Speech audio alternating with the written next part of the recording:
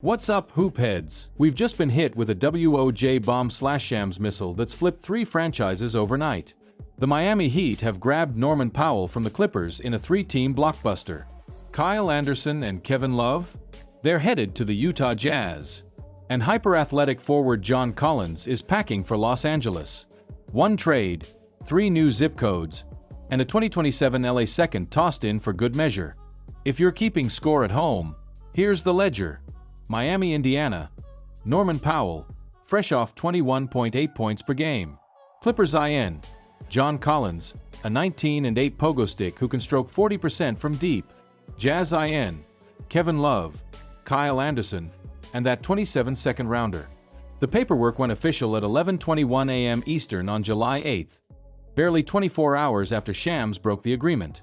Lightning-fast business means each front office had a larger summer plan and needed this domino to fall first. Over the next 14 minutes, we're ripping the deal apart in 6 tasty chunks. Why it happened, the money, the on-court fit, and where every franchise heads next. Grab your cafecito, smash that like button, and let's jump in. Miami finished 24th in offensive rating last season. Outside shooting was scarcer than a parking spot on South Beach. The Clippers? They've been desperate for a true vertical spacer since Ivica Zubac expired. Utah, meanwhile, is leaning so hard into a youth rebuild it might tip over, but that's the plan. Cut to graphic. Cap sheet snapshots. Voiceover. Remember, every modern NBA trade is 2 deals in 1. The basketball fit and the salary cap chess.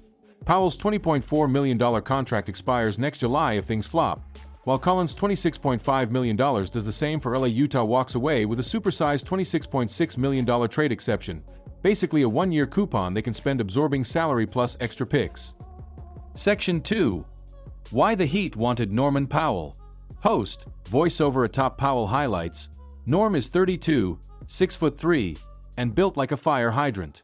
Last year he poured in almost 22 a night on a sizzling 41.8% from deep, and he did it in just 30 minutes. But it's not just raw scoring. Powell ranked in the 88th percentile running dribble handoffs, Bam Adebayo's favorite action. Picture Bam handing off to a curling Powell. The defense has to pick between the rolling big and a shooter who needs half a second to launch. Heat GM Andy Ellisberg called the move a test drive that keeps 2026 cap space intact, which is front office speak for, "We love him, but if it doesn't work we let the contract walk." Powell lightens Jimmy Butler's load. Jimmy's drives dropped from 15 to 11 per game last year, while giving Eric Spoelstra another downhill guard to stagger with Tyler Herro.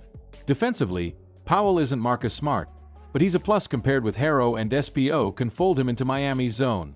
What did Miami give up? Kyle Anderson, whose mid-post touches overlap with Butler's, and Kevin Love, who had mostly become a vibe specialist.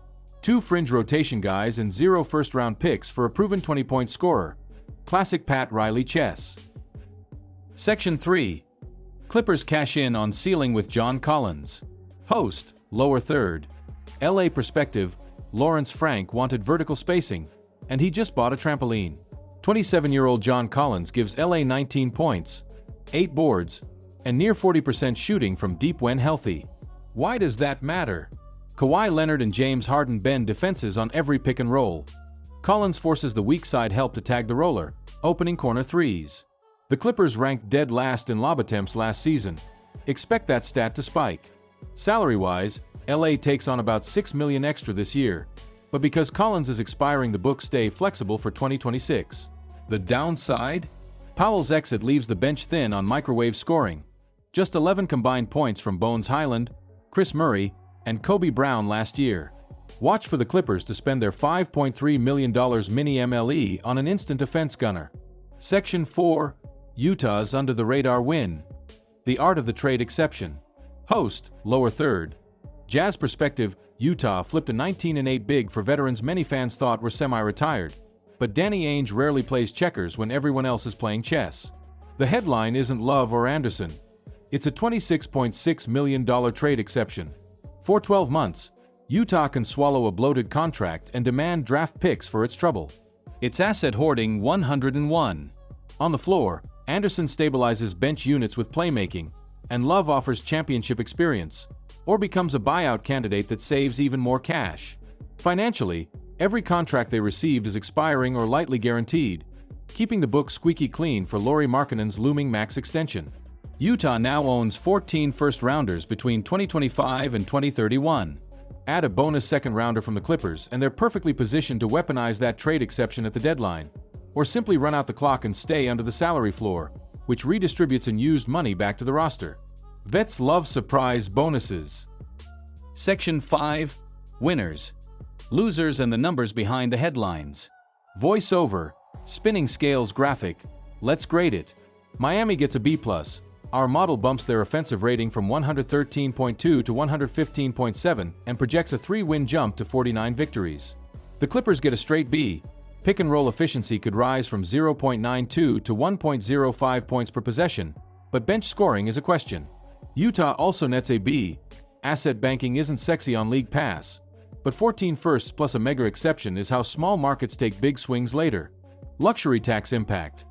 Miami stays under the second apron by about $1.7 million. The Clippers' real dollar tax bill climbs roughly $25 million.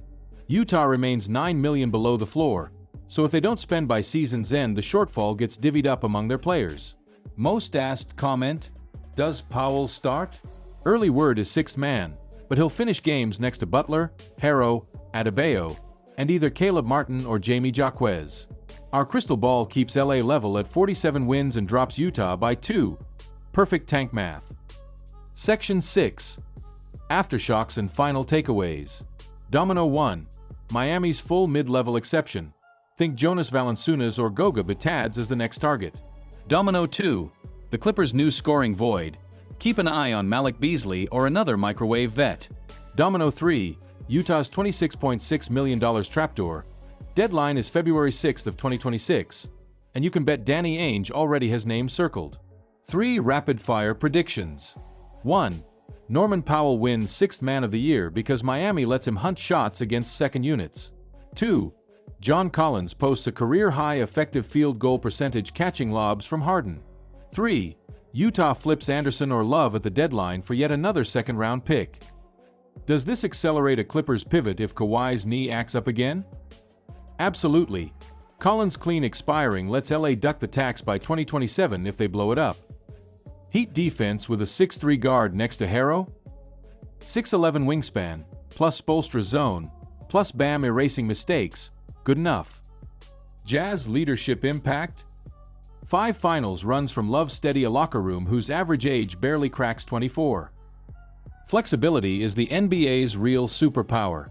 Miami gets scoring today, LA shores up a weakness tomorrow, and Utah stockpiles for the day after tomorrow. Smash subscribe, ring the bell, and drop your own grades in the comments.